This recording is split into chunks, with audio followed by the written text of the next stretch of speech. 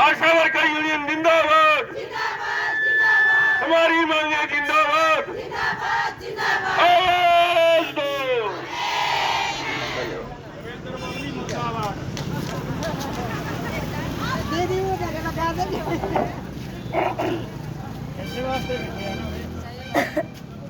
आदर मान व सम्मान के योग्य आज इस धरने की अध्यक्षता कर रही हमारे आशा वर्कर यूनियन की जिला फतेहाबाद की जिला सचिव बहन शीला जी व कॉमरेड ओम प्रकाश जी, कॉमरेड जगतार सिंह जी व अलग अलग पीएचसी से पूरे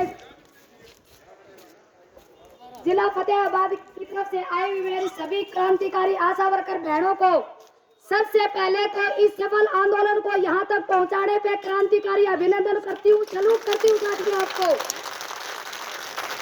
आप वो नेता हो जिन्होंने इस बीजेपी सरकार के सक्के छुटाने का काम, पहले आप योद्धा हो, पहले हम कोरोना से लड़े और अब इस निकम्मी सरकार से लड़ रहे हैं। हमने कोरोना को भी हराया और अब इस सरकार को भी हरा के हम छोड़ेंगे, यह हमें पूरी उम्मीद है। और साथियों, हम 8 अक्टूबर से लगातार हड़ताल के ऊपर बैठे हुए हैं।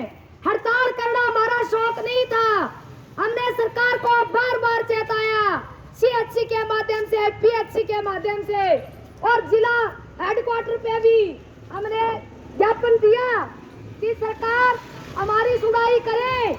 हम 4000 रुपए में, मात्र 4000 रुपए में 24 घंटे काम करते हैं, हमारी भी सरकार सुनो।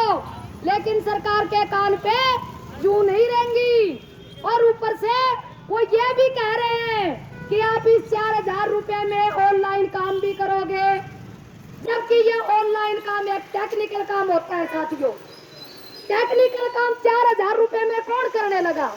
ये कह रहे हैं कि हम डिजिटल इंडिया बनाएंगे, हम कह रहे हैं बढ़ाइए आप डिजिटल इंडिया, कौन मना करता है? लेकिन 4000 रुपए में टेक्निकल काम नहीं हो सकता। हमारे समाज में हमारे नौजवान बच्चे कंप्यूटर करे और घूमने लाग रहे पढ़े लिखे बच्चे, उनकी स्थायी भर्ती कीजिए आप और उस स्थायी भर्ती करके उनसे आप ऑनलाइन काम करवाइए, उनको उपकरण दीजिए, कंप्यूटर लैपटॉप दीजिए और कम से कम 50,000 रुपए आप उनको दीजिए, टेक्निकल काम जाके तब होगा। ये हम सरकार को बता देना चाहते हैं। लेकिन सरकार क्या चाहती है? सरकार कह रही है कि भाई हमारे पास तो बजट ही नहीं है। हम इनको कह रहे हैं बजट कहाँ गया? ये जनता इतना टैक्स भरती है इस बीजेपी सरकार के अंदर, खाने पीने पर भी पहली बार इन्होंने टैक्स लगा रखा है, दूध पे भी टैक्स लगा दिया। वो पैसा कहाँ गया? हम सरकार से पूछते हैं, वो पैसा कहाँ गया? वो पैसा गया पूंजीपतियों की जेब में, बैंक में इन्होंने लाखों रुपए माफ कर दिए उनके टैक्स के और हवाई जहाज में इन्होंने नीरव मोदी जैसे लोगों को बैठा दिया। वो किसका पैसा था? वो हम जनता का पैसा था। वो पैसा हमें दे देते। ये जो कर्मचारी हैं, मजदूर हैं, आशा वर्कर है, दिन रात काम करती हैं। आशा वर्कर स्वास्थ्य विभाग की रीढ़ की हड्डी के रूप में काम करती है, दिन रात काम करती है। WHO ने इनको अवार्ड मिला है, लीडर अवार्ड, और उसके बाद पैसा देने पे सरकार पीछे धकेल रही है हमें। तो साथियों, 8 तारीख के बाद हमारी सरकार से 2 बार वार्ता हुई है। पहली वार्ता 29 तारीख को हुई।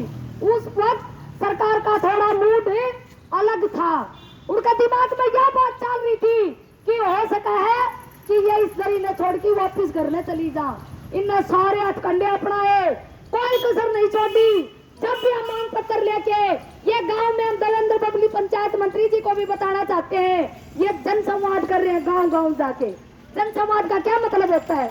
जनसंवाद का मतलब होता है कि जनता की सुने कि भाई हमारी सरकार आई और इस सरकार में हमारा तो कौन सी कमी रही, किसका क्या दिक्कत है, जनता की सुने। लेकिन ये कर क्या रहे हैं? जनसंवाद होता है, वहां आशा वर्कर पहुंच जाती है मांग पत्र लेके, वो कहती कि जी हमारी भी सुन लो। 77 दिन तो हम बैठे हैं रोड पे, हम भी आपकी बेटियां हैं। लेकिन उस वक्त वो क्या करते हैं? वो पुलिस को आगे कर देते हैं और पुलिस वालों से कहते हैं जब तक हमारा जनसंवाद चलता है तब अब तक इनको थाने में बैठाए रखिए। कौन सा कानून है भाई ये? हम सरकार से सवाल नहीं कर सकते हैं। ये संविधान के अंदर लिखा हुआ है, लेकिन ये सवाल करना नहीं चाहते। क्यों नहीं करना चाहते? क्योंकि इन्होंने कोई जनता के लिए अच्छा काम ही नहीं किया। अगर ये जनता के हक की नीतियां लेके आते, जनता के लिए अच्छा काम करते, तो आज वो हमारा सामना करते। इसीलिए भाग रहे हैं ना ये, इसीलिए आपको उठा के थानों में रोक रहे हैं, यही कारण है।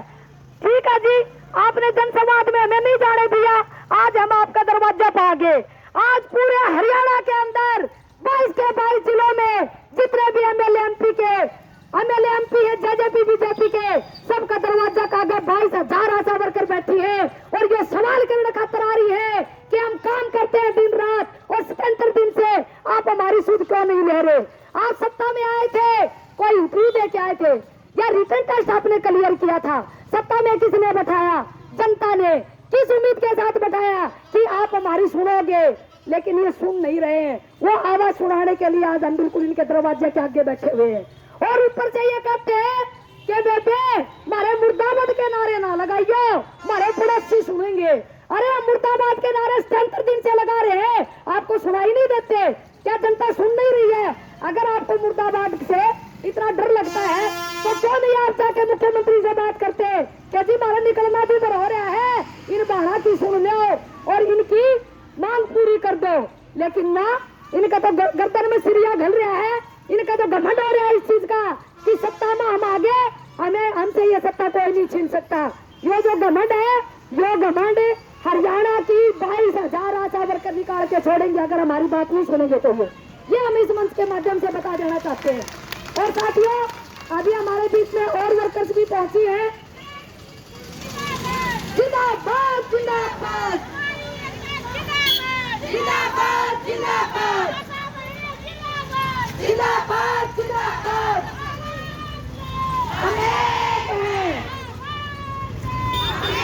और साथियों, अभी 29 तारीख को जब हमारी वार्ता हो रही थी, जो आर के खुल्लर जी हैं,